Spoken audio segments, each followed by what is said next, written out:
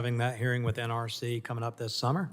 It's now my honor to recognize the chair of the full committee on energy and commerce, Ms. McMorris Rodgers, for 5 minutes for an opening statement. Thank you, Mr. Chairman. American leadership in nuclear energy and nuclear technology is critical to our economic security and our national security. It must be part of a strong energy mix. It's how we win the future with clean, reliable, and affordable energy to power our way of life, keep the lights on, build stronger communities, and keep our economies going. Many of us just returned from Europe, where we heard a lot about the scary realities of shutting down nuclear energy.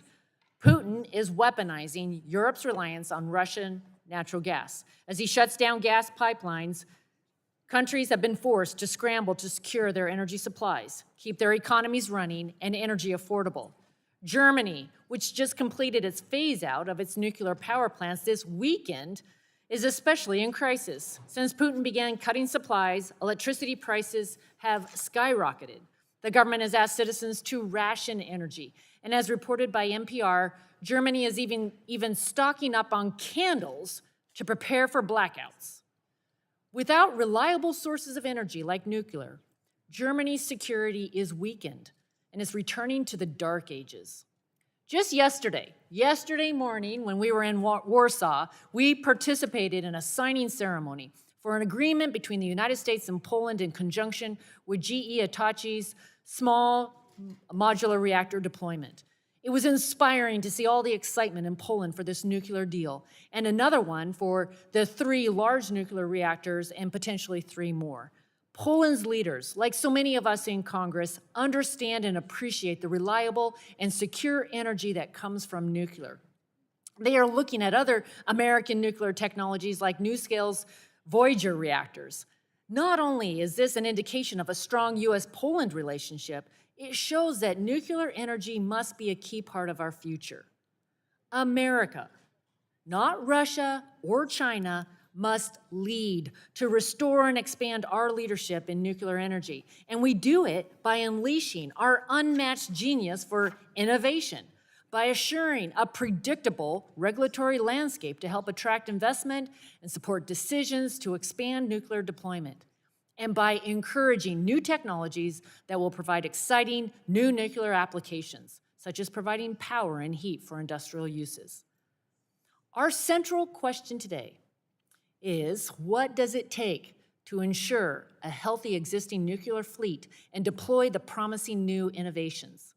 What does it take to be sure that we have the nuclear infrastructure and fuels for our fleet and advanced new reactors?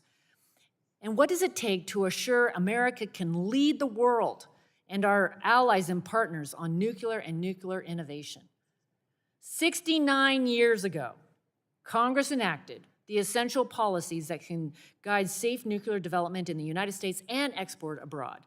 The Atomic Energy Act of 1954 encouraged the widespread use of atomic energy for peaceful purposes, consistent with ensuring our common defense and public health and safety. With that policy, we led the world for several decades in developing civilian nuclear technologies and set the standard for safety.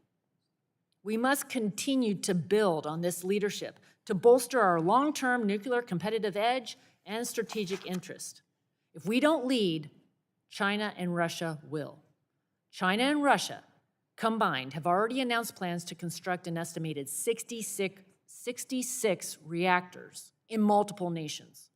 They're also working more closely on nuclear technologies, which raises more serious security concerns.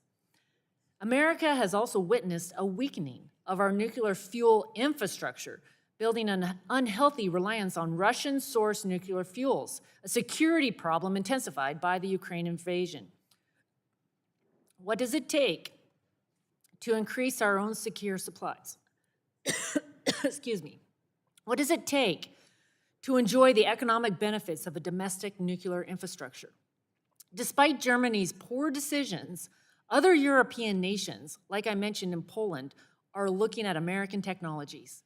Closer to home, I've been following the work of Energy Northwest with innovative companies like X Energy. This work holds great promise for Eastern Washington, one of the early leaders in deploying nuclear technology, to once again lead in advanced nuclear generation. This is encouraging for a brighter and stronger future. This hearing is a solid first step for the committee in a strong bipartisan way to update our nation's regulatory policies that are necessary to restore American nuclear energy and to advance clean and secure energy here and around the world. And I look forward to hearing from all of our witnesses today and your suggestions. And I also want to just say I appreciate the bipartisan approach to this hearing and working with Ranking Member DeGette of the subcommittee and the full committee, Frank Pallone. Thank you, Mr. Chairman. I yield back. Thank you, Madam Chair. And now recognize the full committee ranking member, Mr. Pallone, for 5